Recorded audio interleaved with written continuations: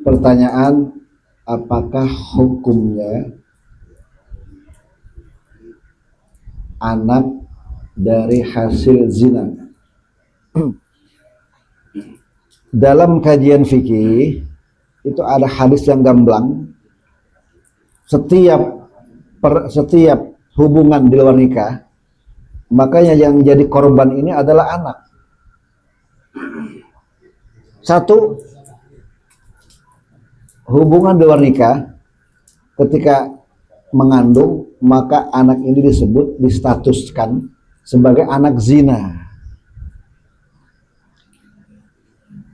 Terjadi status ini akibat dari dua orang berlainan jenis sudah berhubungan di luar nikah. Apa yang rugi? Satu, pasti hukum sosial di masyarakat itu tersebar. Yang rugi adalah satu, anak ini dalam konteks fikih dia kerugian tidak bisa dikaitkan nasabnya kepada bapaknya. Contoh Aldi dengan Risma. Ada gak namanya Aldi? Nggak ada ya. Aldi sama Risma berhubungan sampai dia melahirkan anak. Begitu lahir, ini anak binnya tidak kepada bapaknya, tapi kepada ibunya. Jadi kalau udah besar, nikah, umpama anaknya namanya siapa ya? Helen lah. Nama anak sekarang ya, Helen binti Risma. Di situ baru kaget orang-orang. Ini celaka dan kerugian besar.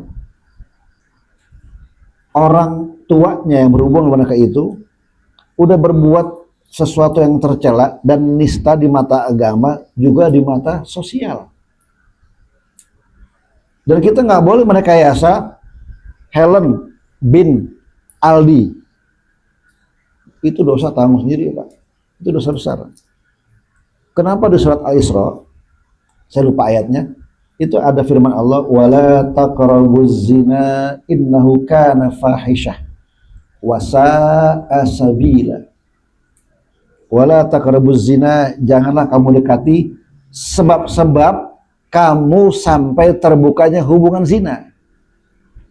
Dari mata, itu kan pintu sebab. Kedua, hasrat yang udah meninggi hingga diterabas nilai norma-norma itu agama, terjadilah hubungan zina atau perkataan-perkataan yang tidak layak dilontarkan untuk lawan jenisnya. Kata-kata jorok itu pintu zina. Akhirnya dua jenis itu senang karena euforia hubungan itu, dan keduanya itu jauh dari agama. Dan itu sekarang di zaman sekarang Pak, itu menjadi tren. Kalau bahas sekarang, udahlah coblos dulu, nanti nikah gampang. Ya, anak hasil zina itu binnya harus umpama Helen atau laki-laki lah, tetap binti ibunya, binti Risma. Yang kedua, apabila ada salah satu orang tuanya, itu anak ini tidak berhak mendapatkan harta warisnya. Rugi nggak? Ya Allah, rugi. Terus sudah besar.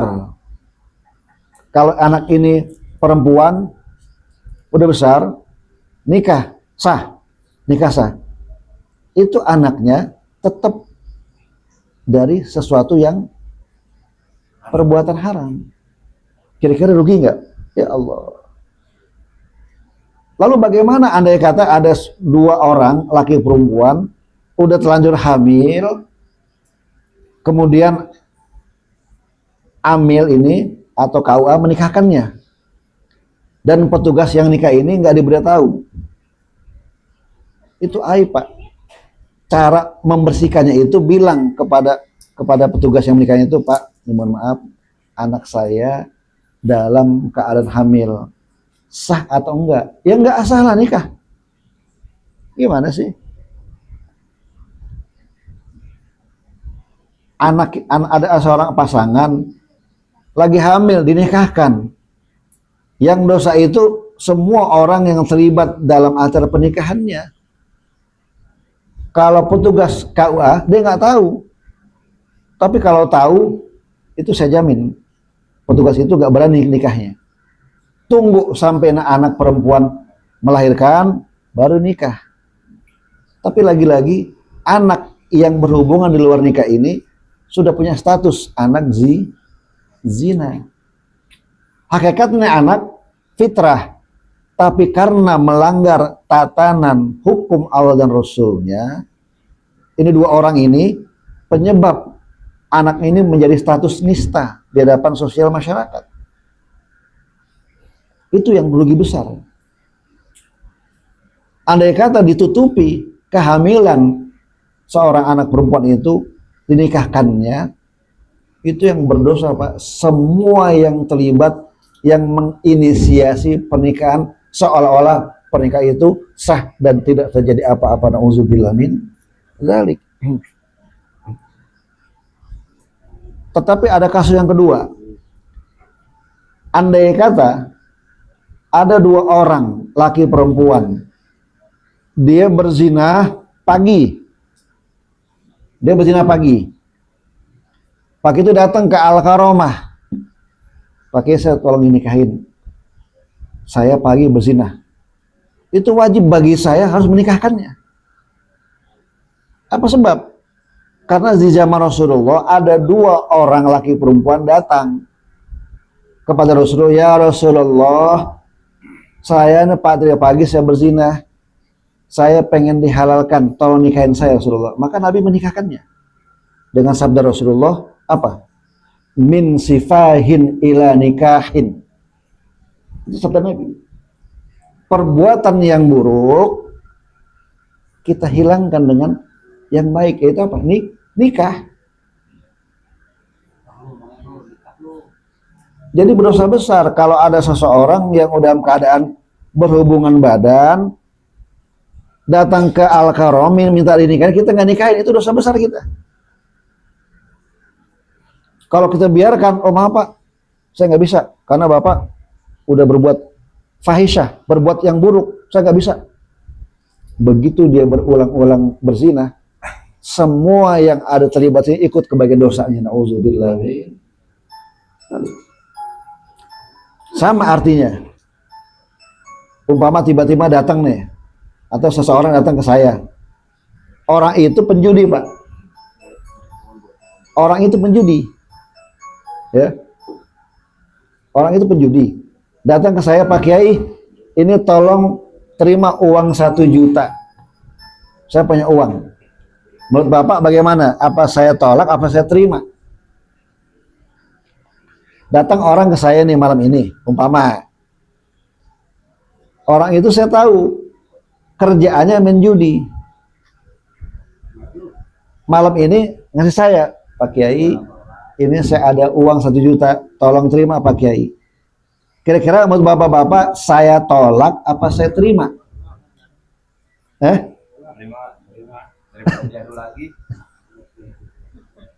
Pas saya nanya, tolong dijawab. Kalau ada seseorang datang ke Al-Karomah ngasih uang 1 juta, tapi orang itu kerjaannya menjudi, menurut Bapak-bapak saya tolak apa saya terima? Terima. Yang nolak gimana? Ntar kalau yang terima ada kesan, Kiai maruk amat, nggak ada yang halal apa? Judi masih diterima juga, ya. Berhak nggak orang ngomong gitu? Berhak.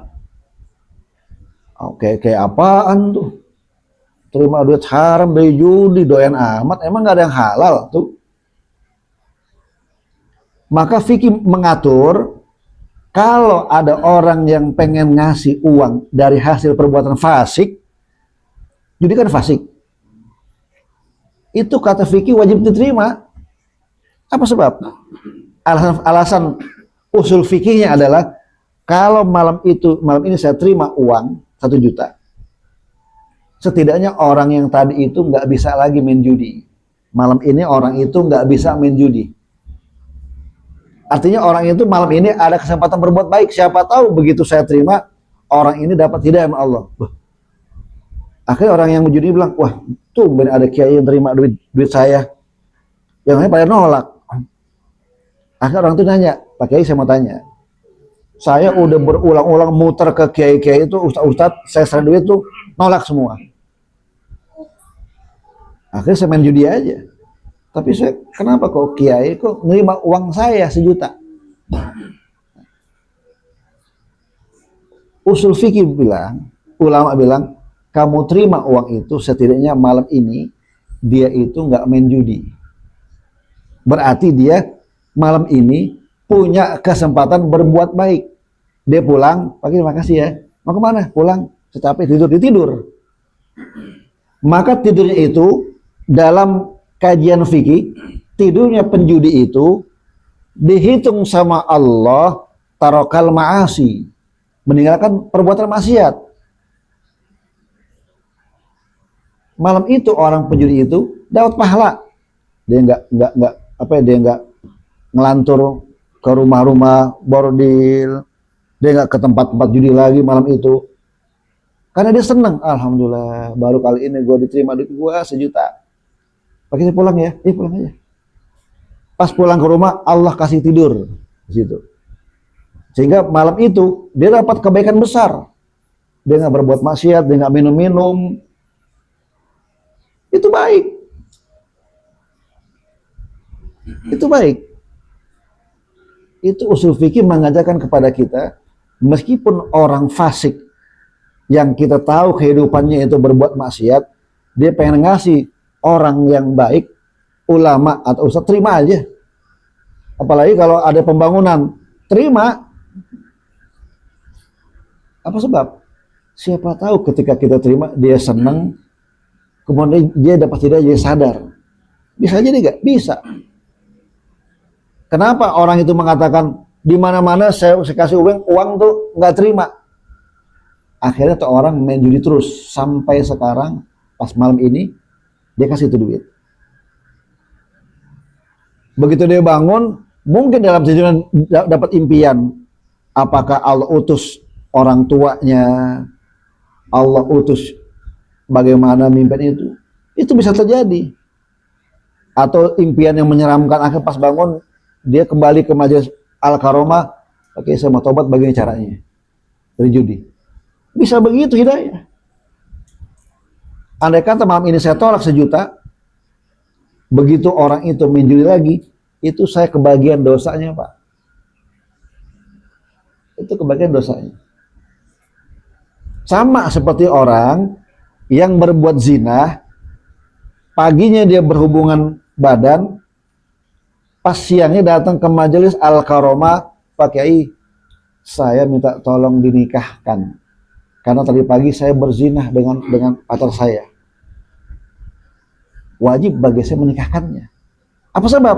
Karena di zaman Nabi, dua orang laki perempuan datang kepada Rasulullah, bertanya seperti itu, ya Rasulullah, saya telah berbuat zina, saya pengen nikah, tolong nikahkan. Apa sabda Nabi? Min sifahin ila nikahin, perbuatan yang buruk menuju kepada yang baik, maka wajib kita terima. Seperti itu Pak Iwan. Jadi kalau hasil zina itu tetap yang berdosa besar adalah kedua orang tuanya. Tapi kita kesian dengan anak yang lahir ini sudah punya status anak zina. Oke, orang nggak tahu, tapi begitu udah besar nih anak, begitu semua dinikahkan, ternyata apa? Namanya Helen binti Risma. Kaget orang. Itu begitu Pak. Kerugiannya, kerugian sosialnya.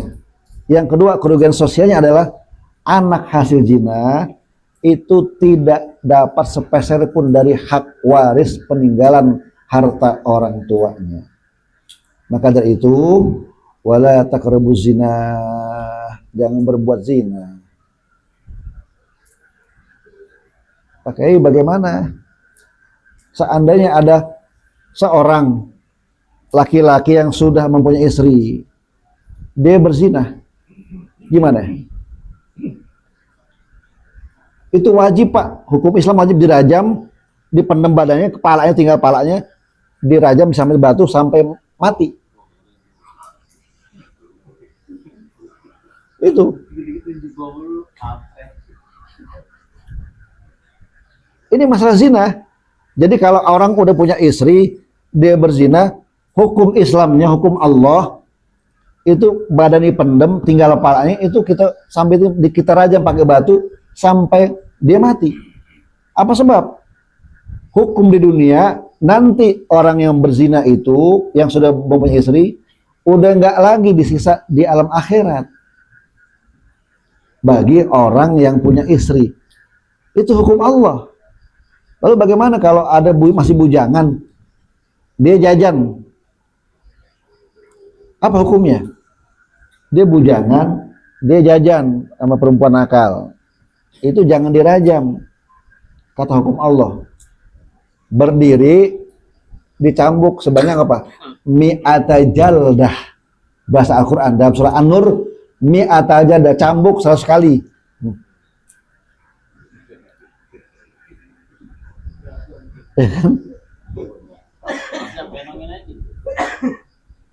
Beno yang umum yang banyak sekarang terjadi. Iya. Banyak lah ya.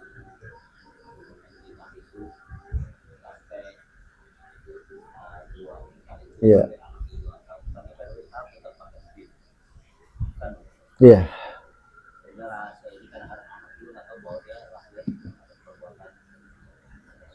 Iya. Iya. Tobatnya seorang yang menutup aib ini kepada anaknya. Menjaga juga rasa malu terhadap anaknya. Itu dalam sisi kajian fikih. Dalam sisi keilmuan sosial masyarakat, dalam ini fikih ijtimaiyah, fikih sosialnya, ada opsi apabila dua orang laki perempuan ini dia punya anak, supaya rasa malu sosialnya tidak sampai melebar, yang dilakukan adalah taubatan nasuha, itu cukup. Kedua, panggil anak kita, anak orang itulah yang luar zina, ya, bilang, nak, mohon maaf bapak, minta maaf, kasih tahu supaya nggak rusak. Nanti anak ini bisa ikut dalam pertaubatan nasuha kedua orang tuanya. Sekarang kita kan pertimbangan sosial. Waduh, kalau saya buka gimana nih? Malu banget lah. Nah, sementara Allah tuh menutupi aib hambanya. Nah, kalau bisa kita tutup aja. Taubatan nasuha itu artinya jangan sampai kita tuh kalau udah acara nikah itu nggak perlu lagi kita jajan-jajan lagi. Itu Pak Iwan. Itu yang penting. Cuma sekarang kan begini, banyak terjadi fenomena perbuatan hubungan di luar nikah itu karena ketidaktahuan dan ketidaksengajaan seorang anak yang masih remaja, dia coba-coba. Indikasinya akhirnya apa? Rugi, orang tuanya malu, sosial begitu juga, akhirnya udah nggak jelas. Dan ketika nikah nih anak, harus mau laki mau perempuan, itu bintinya binti ibunya, jangan bin bapaknya. Kalau kita melanggar itu, kita berdosa semua tuh Pak. Kalau kita tutupi, nah anak mau nikah, lalu terpaksa nyebut bin, katakan bin Aldi, padahal ini anak dinisbatkan bintinya binti ibunya. Kita paksakan untuk nikah di depan masyarakat, itu dosa besar Pak. Itu resikonya. Itu Pak Iwan. Jadi maka kata-kata Allah firman-Nya wala taqrabuz zina, jangan membuka celah pintu-pintu yang mengarah kepada perzinahan. Karena innahu kana fahisha, itu perbuatannya amat keji dan rendah, nista. Itu sekalian. Jadi itu jawabannya, mudah-mudahan bermanfaat. Wallahu a'lam bishawab.